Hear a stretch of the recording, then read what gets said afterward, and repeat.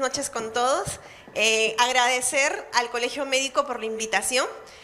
Además, estoy acá en representación también de la Sociedad Peruana de Enfermedades Infecciosas y Tropicales, y qué bueno que podamos tener estos espacios abiertos para poder capacitarnos, actualizarnos y, ¿por qué no, compartir información?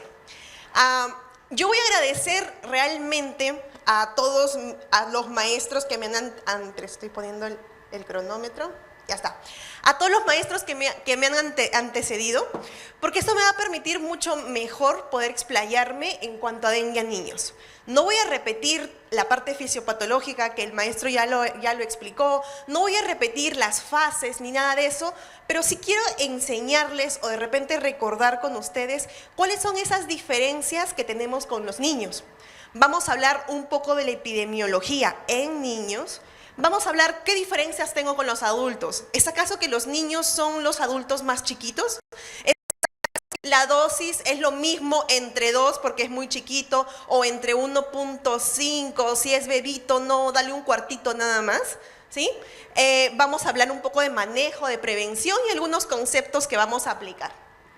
Epidemiología, ya todos sabemos y ya nos han explicado de que hemos pasado diferentes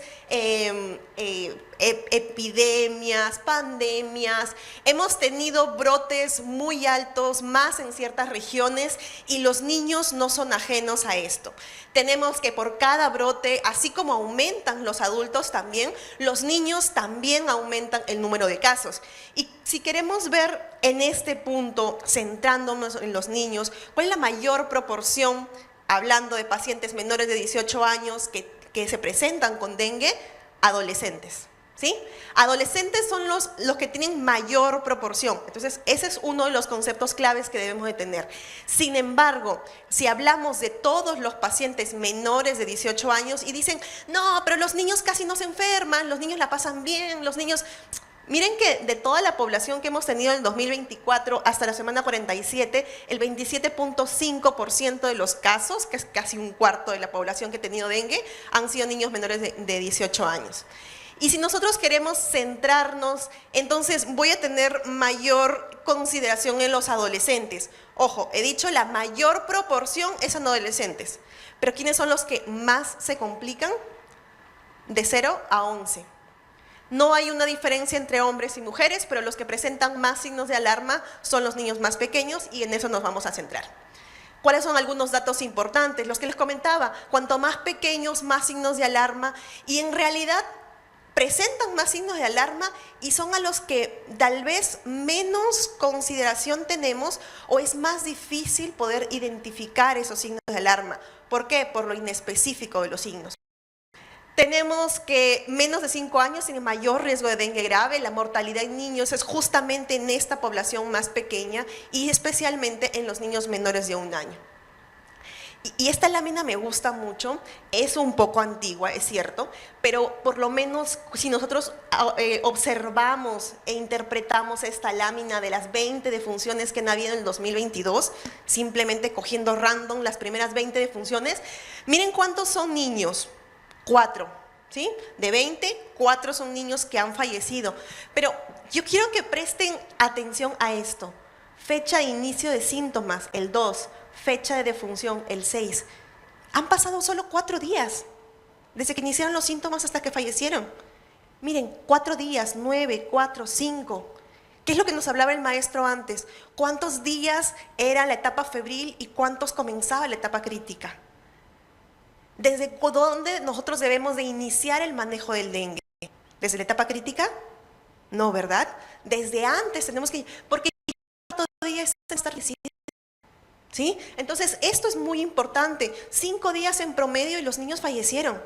Entonces, hay que prestar mucha atención desde el inicio de los síntomas. Y el principal evento, que ya lo han comentado y quiero recalcarlo, es justamente esto. El evento principal de dengue severo es el incremento de la permeabilidad capilar y no la hemorragia, ¿correcto?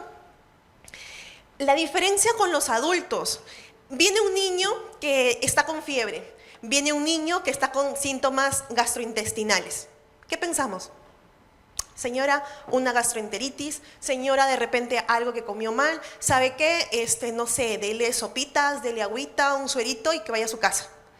tenemos que tener mucha consideración porque esto de fiebre y manifestaciones gastrointestinales es muy inespecífico, pero es lo más frecuente en los niños, principalmente en los menores de 5 años, cuando presentan un cuadro de dengue. Hay que tener en consideración que si estamos en un lugar, tenemos un nexo epidemiológico, si estamos en brotes, si tenemos mayor cantidad de casos, hay que pensar en dengue y este niño tiene que ser evaluado. Si de repente no necesita quedarse hospitalizado en observación, debe de ir con signos de alarma y una adecuada hidratación a casa y explicarle a la mamá de que debe de regresar si es que presentara cualquier signo de alarma y también evaluación a las 24 horas. Evaluación a las 24 horas. Siempre hay que estar con un estricto manejo de estos pequeños. Algunas diferencias, y acá les muestro un poco de bibliografía. En realidad, cuando hablamos de adultos, lo más frecuente, ya nos han explicado, fiebre, dolor de cabeza, mialgias, el doctor decía la fiebre quebranta huesos, perfecto, sí, también eso lo presentamos en los niños, pero ojo con esto, anorexia, es casi el doble de lo que presentan los adultos. Es simplemente anorexia y una de las cosas que se encuentra más frecuente en niños que en adultos es justamente la plaquetopenia, una plaquetopenia que puede llegar a ser severa y si nosotros vemos la prevalencia de las manifestaciones severas en los niños, ellos cursan, cuanto más pequeños, más cursan con plaquetopenia que los adultos e inclusive que los niños, los infantes. El manejo y la prevención, algo de identificación es muy importante y en esto quiero detenerme un poco porque el adecuado tratamiento desde la fase febril, que es básicamente la hidratación, y a veces cuando dicen, ¿tenemos tratamiento en dengue? No, no hay tratamiento. Mentira. ¿Cuál es el tratamiento? Observación de signos de alarma e hidratación son las bases del manejo en dengue. Identificando signos de alarma, enseñarle a la mamá cuáles son los signos de alarma, pero no solo decírselos, a veces cuando estamos en campaña, a veces cuando tenemos demasiados casos, sirve explicárselos, pero dárselos por escrito. Entonces tenemos papelitos que dicen signos de alarma en pacientes pediátricos, ok, ta. ¿Por qué? Porque a veces la mamá nos dice, ah, sí, entiendo, van a casa, ¿y qué te dijo el doctor? Nada, que está bien. O sea, nos pasamos y nuestros maestros nos decían, tenemos que explicarle a cada paciente, pero créanme, llegan a su casa y dicen, no, me han dicho que está bien, que le dé solo suero. No es así, pero si le escribimos, entonces es diferente porque, me han dado esto, hay que verificar esto, hay que hacer esto, sí, solo me han dado esto, a veces dicen, ¿no? Pero esos son los signos de alarma, que es importante que lo podamos ver. Y otra cosa que yo quería comentarles es que muchas veces quien lo lleva al médico es la mamá, por ejemplo, ¿sí? Pero la mamá trabaja, o sea, la mamá lo lleva al médico, pero al final en quien queda con el cuidado es la abuelita. Entonces la mamá sabe y entendió muy bien eso, pero el niño se queda con la abuela y la mamá se va a trabajar y la abuela no sabe nada de los signos de alarma. Hasta la noche que llega y dice, oye, está vomitando todo el día, ha pasado vomitando. Sí, pero tú lo llevaste ayer y el médico dijo que estaba bien, entonces estoy esperando que tú regreses. No, por eso es importante dar el papelito y decirle, por favor, ¿quién lo cuida? Fulano de tal. Ok, entréguele este papel también para que sepa cuáles son esos signos de alarma, ¿correcto? Es importante lo que comentaban, la parte de conciencia, el letargo, la irritabilidad, taquicardia y hipotermia son cosas que se presentan muy frecuentemente en niños y que puede pasar desapercibido. Con dengue grave tenemos choque con extravasación, hay acúmulo de líquidos, dificultad respiratoria que puede presentar, un sangrado grave que es menos frecuente que inclusive en los adultos y el compromiso de un órgano blanco.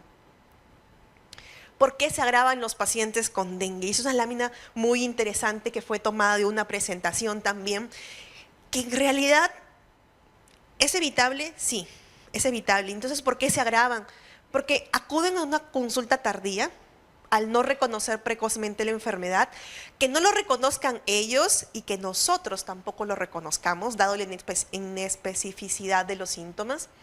no reconocer signos de alarma, inicio tardío de la hidratación, reconocimiento tardío del shock, y esto ya nos involucra más directamente a nosotros, o que tengamos una vigilancia deficiente de los signos vitales. Y en alguna presentación yo escuchaba y decía, tenemos que hacer un balance hídrico cada 6 horas o cada 12 horas. No, a mí me encanta esto del factor enzimático encima del paciente.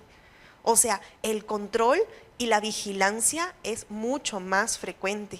En niños esperas a las 6 horas, pero esperas para ser certificado, ¿sí? Los niños tienden a agravarse muy rápidamente. Entonces hay que tener mucho cuidado con esto, ¿sí? No verificar la ingesta de líquidos.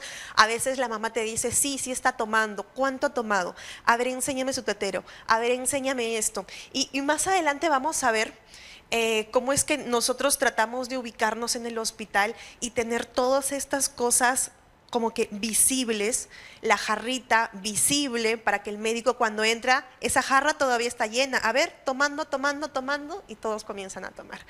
O cuando hacen orina, el recipiente lo tenemos a la vista y no, esa orina está muy turbia, a tomar más líquido, porque tenemos que enseñar a los pacientes. Y se dan cuenta por qué se agravan los pacientes, y muchas de estas cosas es la parte educativa, que tenemos que involucrar también a los padres y a los cuidadores.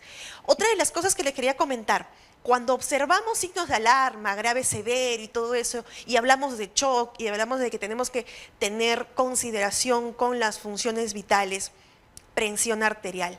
Ojo, no le van a tomar a los niños con el mismo mango que le toman a los adultos. Inclusive en pediatría tenemos diferentes mangos, por diferente edad, por diferente peso, ¿sí? Y una cosa es el mango, el ancho, la longitud, la circunferencia que pueda tener. Y otra cosa es la presión arterial. No es 120/80, y eso no es para que lo vayan viendo, sino es para que enseñarles que inclusive nosotros tenemos los percentiles por edades, percentil tanto para presión arterial sistólica y diastólica, y también por sexo. Entonces es diferente. Ay, si me preguntan a mí, yo no me lo sé de memoria, pero andamos con estos cartelitos en la cartera, en la camperita y podemos estarlos viendo porque es mucho mejor. Y porque además, y un dato que nos ha ayudado muchísimo, es que nosotros le comentamos a los chicos, oiga, entra un paciente que sabes que tienes que tenerlo monitorizado, ¿qué edad tiene? ¿Es hombre o mujer? Ok, hazle una tablita en la historia clínica, y no solo tú lo vas a saber, sino también lo va a saber la enfermera, que su presión arterial tiene que ir entre este intervalo, ¿sí? Entonces ya sabemos para cada uno y ya no estamos verificando a cada rato en esta tabla. Hay también por edades, por peso, entonces es importante tenerlo en cuenta. Importante resaltar, funciones vitales varían no solo porque son niños, sino también por edades. Es diferente en los menores, la cardíaca, la respiratoria, es diferente en los mayores, en los niños e inclusive los adolescentes mayores de 8 años, que ya los vamos a tratar muchas veces como los mismos valores de adultos. Identificar oportunamente es sumamente importante. Y tenemos las 3 fases. ¿Y qué es lo que tenemos que identificar? En la parte febril, en la fase febril, la parte de hidratación. ¿Correcto? Muchas veces la fiebre también influye en la deshidratación de los niños, y es importante tener esto en consideración para poder aumentar en fluidos. En la parte crítica, el choque por extravasación o hemorragias que puedan tener, y en la convalecencia que nos vayamos a una hipervolemia. Esta es la hojita que, como la doctora decía que me antecedió, tiene que ser una hojita muy simple que la podamos hacer, pero que además nos permita identificar cuáles son estas cosas que tenemos que seguir monitorizando. Y esa es la hojita que utilizamos. Y imagínense, tenemos que tener alguna herramienta simple pero útil para monitorizar toda esta cantidad de pacientes. Esta es nuestra sala de hospitalización en mi hospital, y yo les comentaba que no se puede ver muy bien, pero acá teníamos la jarrita y acá sí le tomamos foto de cómo debe de estar la orina, y si la encontrábamos muy cargada, si la encontrábamos, entonces ya estábamos diciéndole al niño, oye, esta amarilla tiene que estar blanca. Y con los niños es así, jugando, vamos tomando, ¿sí? Tomando líquidos. Un resumen del flujograma, en realidad, y acá les quiero comentar, muchas de las cosas de adultos vamos a hacerlas similares en niños. O sea, no hay diferencia si tenemos que ver el grupo A, el grupo B, el grupo C. Eso es muy similar y estamos dentro de la norma. Pero ¿cuáles son las diferencias? Hidratación. Y este es un punto muy importante que debemos de tener en cuenta, porque en la hidratación va a variar de acuerdo a la edad que pueda tener el niño, de acuerdo al peso que pueda tener el niño. Y si, por ejemplo, yo comienzo en un grupo A, el grupo A es en realidad que el niño tome líquidos. La mejor forma o la vía de poder administrarle los líquidos siempre va a ser la vía oral. Siempre va a ser la vía oral. Eso es otro concepto clave. ¿Y cuánto va a tomar? En realidad, si es por vía oral, el niño puede tomar lo que él buenamente acceda y lo que buenamente pueda. Es a demanda, más aún si son lactantes. Pero yo tengo que ver realmente que mínimo él esté tomando esto. Y entonces es fácil, y tómenle foto a este cuadro, porque me dice, pues si es un niño pequeño, 1 a 2 tazas. Si es, obviamente, las tazas de 200 mililitros. Si es un niño más grande, voy aumentando 2, 3, y entonces fácil poder decirle a los padres, ¿sabes qué? Tiene que tomar entre 2 a 3 tacitas, tiene que tomar entre 3 a 4 tacitas, porque a ver, dígale, señor, tiene que tomar de 10 a 15 mililitros por kilo, ¿cómo? O sea, no los van a entender, ¿sí? Entonces tenemos que ser lo más simple posible y siempre dárselos por escrito a los padres. Pero, y entonces en la parte endovenosa, no, doctora, ¿sabe qué? Este es un niño que no tolera la vía oral. No tolera la vía oral. Si no tolera la vía oral, pues, o tiene algún signo de alarma y tiene indicación para pasar a la parte endovenosa, ¿cómo es que lo voy a hacer? Para hacer el volumen mínimo necesario de este niño para poder mantener su volemia, es en los primeros 10 kilos, 100 mililitros por kilo, con una velocidad de infusión de 4. Y esto es simple, miren, 10 primeros kilos, segundos 10 kilos y los kilos adicionales, 100, 50, 20. Velocidad de infusión, 4, 2, 1. ¿Sí? Y eso es una forma muy simple de poder hacerlo. Lo vamos a hacer con un ejemplo más adelante. Luego, si el paciente está en choque, no variamos mucho en cuanto a los adultos con el inicio. O sea, que los adultos utilizan cristaloides, nosotros también. Que lo mejor es cloruro de sodio, lactato Ringer, nosotros también. Que lo primero que debemos de hacer es, no importa que hayamos confirmado el diagnóstico de dengue, sino que es dengue sospechado, dengue tratado, ese es otro concepto, dengue sospechado, dengue tratado, y entonces si el paciente necesita o es un choque es un niño que está por choque por dengue grave, entonces vamos a iniciar con solución cristaloide y acá vamos a iniciar muy similar con 20 mililitros por kilo y lo vamos a pasar rápido. Es un bolo, son 15 minutos que tenemos que pasarle esto. Si no recupera, pasaremos otro bolo. Ya en el segundo bolo nosotros estamos pensando en inotrópicos porque probablemente no nos vaya a responder al tercer bolo, ¿sí? Es muy similar que tenemos que darle 3 bolos. Y luego la hidratación, ¿cuál va a ser? Reducir el goteo a 10 mililitros por kilo por hora por 1 hora, pero ojo que tenemos que estar como encima del paciente, monitorizándolo, porque de ahí va a ser muy importante cuál va a ser nuestra secuencia, si nos vamos a mantener en 10 mililitros o si ya tenemos una mejor hidratación, tenemos un mejor volumen urinario, si ya no tenemos ese dolor abdominal, probablemente que era su signo de alarma, y entonces vamos a poder bajar. Ya no damos 10 mililitros por kilo, sino de 5 a 7 mililitros por kilo. Y una pregunta que a mí me hacían es, sí, doctora, pero usted dice como que de 5 a 7, ¿qué le doy? No sé, dale 5. Si tu paciente va mejor, dale 5. Si tu paciente estás como que sí ha bajado, pero su volumen urinario está límite, dale 7. ¿Sí? Nadie te va a decir nada. Si no sabes muy bien, dale 6 mililitros por kilo. No hay ningún problema. Ojo. Método enzimático. Doctora, le di 6 como usted me dijo y no, otra vez comenzó con el dolor abdominal. Ok, regresamos a 10 entonces. Esto es dinámico. Esto es dinámico. Si el paciente no mejora, no es que hayamos hecho algo malo, nada. Es la evolución de la enfermedad, entonces regresamos a 10, ¿sí? ¿Qué pasa si no hay mejoría? Ya le di todo lo que usted me ha dicho, he visto signos de alarma y todo esto y no hay mejoría. Ok, hay que checar bien cómo vamos en funciones, cómo vamos en flujo. Todos estos parámetros, de acuerdo a la edad, deben estar registrados en la historia clínica. Y la parte, perdón.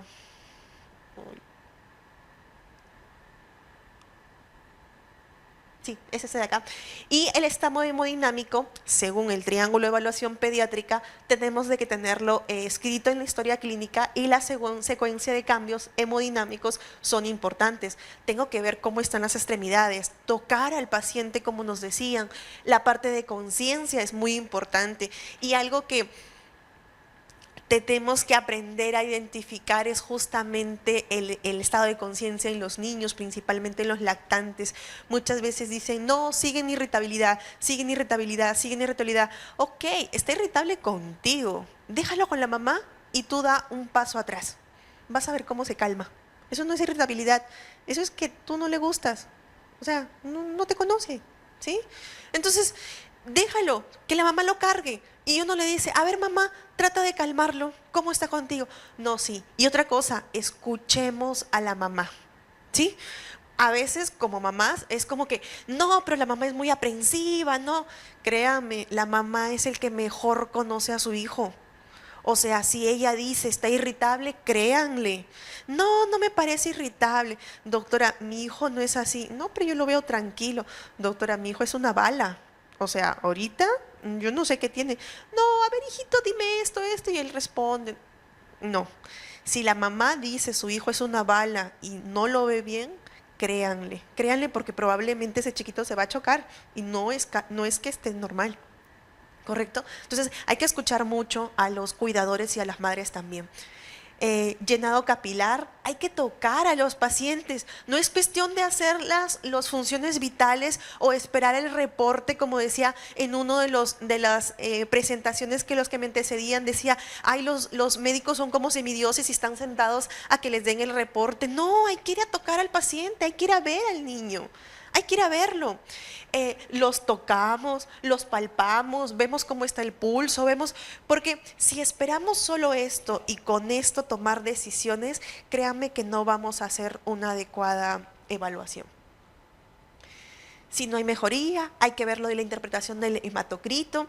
Idealmente se obtiene antes de la rehidratación, pero se puede repetir inclusive la primera hora del manejo endovenoso y esto va a ser muy dinámico y va a depender muchas veces cuál es el estado del paciente y en dónde nosotros nos encontramos y para poder tener esta evaluación. ¿Es importante? ¿Es imprescindible? ¿Es muy necesario? Pues no. La clínica nos va a decir muchas cosas también. Y un poco sobre la interpretación de este hematocrito, si es que es altamente persistente o no, si es que el hematocrito aumenta o no, si es que está con signos de shock o hay alguna inestabilidad hemodinámica. Y esto, otra vez, por favor, fotito, ¿sí? Porque es las dosis del paracetamol. Yo sé que a veces como médicos generales o médicos que no estamos acostumbrados a ver niños, pues eso, para acá, todos están con su cámara. Y acá les traigo la dosis práctica. O sea, si el niño por cada 10 kilos, 5 mililitros. Pero doctora, hay una dosis. Sí, es cierto, hay una dosis de 10 a 15 miligramos por kilo por dosis. Y va a depender de cuál es la dosis. Ay, a eso me enseñaron en el internado. Va a depender de la forma de presentación, de cuántos mililitros. No, se hagan bolas. De 5 mililitros por cada 10 kilos.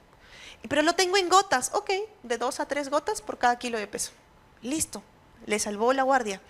Y acá les he puesto la dosis de metamizol también, y esto hay que tenerlo en consideración porque escuché algunas de las preguntas acerca del metamizol. ¿Qué es lo que vamos a preferir siempre en pediatría? Paracetamol, medios físicos, ¿sí? Pero también escuché que decían, no, pues hay niños que no les pasa con paracetamol, niños que no les va a pasar con medio físico. Se puede utilizar metamizol con mucho cuidado y se va a preferir siempre no utilizar la vía intramuscular. Ay, entonces, ¿cómo lo utilizo, chicos? Acuérdense, Metamizol también viene en gotas, también viene en jarabe. No, pero está con intolerancia oral. Ok, usen paracetamol. Pero le he dicho que está con intolerancia oral. Hay paracetamol intrarrectal, ¿sí? Y sabemos que la mucosa intrarrectal tiene una buena absorción. Entonces utilicemos esas vías que tenemos y evitamos la vía intramuscular principalmente. Algunas de las imágenes, y miren, no sé si pueden observarlos, pero este era rojo, rojo, rojo y este era mi brazo. Yo soy media, media amarilla, pero hay diferencia, ¿verdad? Hay diferencia. Y esta es una de las lesiones tempranas del exantema. No sé si pueden poner play a esta parte.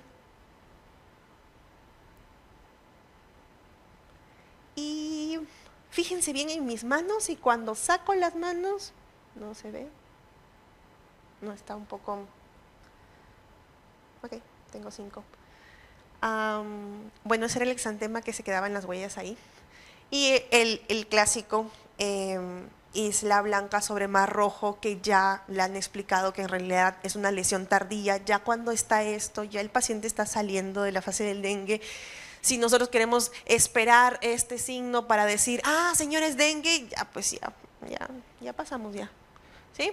No se olviden que hay lesiones dérmicas en pediatría, que pueden ser muchas cosas, no todo es dengue, eritema infeccioso, una pitiriasis rosada, una escarlatina, que le encontramos muy frecuentemente, e inclusive los enterovirus que también dan lesiones dérmicas, podemos encontrarlo. Y aquí voy a terminar con un caso clínico. Estamos con Luis, de 3 años, que pesa 14, procede de Lima Centro, pero estuvo un fin de semana en Ica, ¿sí? Tiene 4 días donde presentó fiebre, le dieron paracetamol 5 mililitros. ¿Cómo estamos con esto? Recuerden, 5 mililitros por cada 10 kilos, tiene 14, le daría un poquito más, ¿no? Tal vez 7.5, ¿verdad? Es una forma muy fácil de poder sacar la dosis. Tenía dolor abdominal que era leve y había vomitado 4 veces, pero la mamá decía, pero ya le va a pasar, ¿no? 14 kilos, tenía esta presión que estaba en percentil 5, y acá es muy importante saber cuáles son los percentiles, una frecuencia cardíaca en 110, abdomen doloroso a la palpación, y en realidad el médico no sabía si era doloroso o simplemente no quería que lo examinen, ¿sí? Porque así son los niños. Leucocitos 4.300, pero le sacaron exámenes y las plaquetas estaban en 80.000. ¿Qué pasó con este niño? Le dejaron paracetamol para el dolor, ¿sí? Le dijeron que tenía que ir con hidratación con suero en casa y signos de alarma. ¿De qué resalto acá? Que le escribieron los signos de alarma. Eso es importante, ¿sí? Entonces, ¿qué pasaron? 5 horas después, la mamá refiere que a pesar del paracetamol, porque sí le dio, el dolor abdominal persistía, no toleraba la vía oral y estaba con vómitos. Acude al centro de salud nuevamente y le dicen, no, lo siento, a esta hora ya no hay pediatra, llévelo a otro lugar. En el camino, el niño tiene una pérdida de conciencia y llega al hospital con signos de shock, con trastorno de sensorio, llenado capilar. Ya llega chocado. ¿Qué pasó con este niño? ¿Se pudo evitar? ¿Ustedes qué creen? Vamos a analizar el caso. El mismo caso. Diagnóstico y evaluación. ¿Es dengue? ¿Ustedes qué creen? Ha ido a Ica, estábamos en una fase de dengue, ¿sí? Es dengue probable, podría ser, dengue probable. ¿En qué fase estaría? ¿En febril o en crítica? Recuerden que yo les había comentado que estaba con fiebre, pero ojo, ¿por qué diría que yo está en crítica? ¿Está con? ¿Correcto? ¿Tiene signos de alarma? Sí, ya estaba con dolor abdominal, ya estaba con una hepatomegalia, ya estaba con vómitos. ¿Este niño debió haberse quedado o debió haberse ido? Estaba con síntomas de pre-shock, ya estaba con taquicardia, 110, y para esto es muy importante saber cuál es la frecuencia cardíaca en un niño a esta edad. Ya estaba en pre-shock, estaba con taquicardia y la presión arterial ya estaba en percentil 5. O sea, ¿qué estábamos esperando? ¿Sí? Otro caso. Es Antonio, de 3 años, 3 días de fiebre, ya viene con un rash maculopapular generalizado, 2 días posterior a la caída de fiebre, está con tendencia al sueño, palidez marcada y disminución del flujo urinario. En realidad, él ya viene en mal estado general, con un llenado capilar prolongado y piel fría. ¿Qué es lo que hacemos? rápidamente, accesos, ¿verdad? Este paciente ya está con un dengue grave, accesos, oxigenoterapia, colocación de catéter urinario porque necesitamos ver volemia, es importante, exámenes de laboratorio basales, pero que no deberían retrasar nuestro manejo. Resucitaciones con bolo, vamos a darle 20 mililitros por kilo y esto se lo vamos a pasar rápidamente. El volumen 320 en 15 minutos. No es que le digamos 20 mililitros por kilo y pásaselo en una hora, eso no es bolo. Bolo es inmediatamente, que más o menos nos dura como que 15 minutos. Monitoreo de la diuresis. ¿Y cuál es nuestra meta? Que vaya a 1.5 a 2 mililitros por kilo. O sea, él debe de orinar entre 24 a 36 mililitros en una hora. Y es importante que todo esto podamos inscribirlo en la historia para también tener el apoyo de enfermería con el manejo. Posterior a la reanimación, ¿qué es lo que tenemos que ver? Él tuvo estas funciones vitales, vemos que mejora y entonces la hidratación, ¿cómo va a ser? La hidratación va a continuar y va a continuar a 10 mililitros por kilo porque ahí iniciamos, ¿sí? Iniciamos con 10 mililitros por una hora, que es 160 mililitros en esa hora, seguimos viendo la diuresis y el monitoreo o el aumento o disminución de este volumen va a depender de cómo va los signos de alarma de este paciente, ¿sí? Vamos a pasar a 5, probablemente si mejora vamos a pasar luego a 3 y luego 2 a 3 en una hora por las siguientes 24 a 48 horas.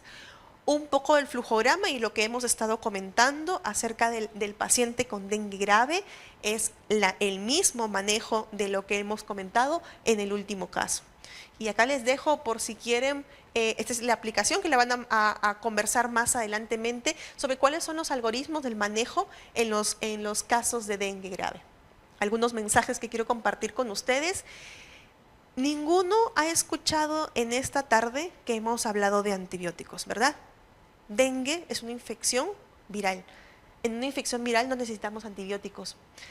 Por más que este paciente sea un paciente que está grave, ya hemos visto con COVID es un virus y virus pueden llegar a matar también, no necesariamente tiene que ser una bacteria. La enfermedad es dinámica, varía durante toda la enfermedad y por lo tanto requiere un monitoreo continuo. El diagnóstico es clínico, no debo de esperar la confirmación y el tratamiento específico, ¿cuál es? Hidratación y monitoreo. Muchas gracias.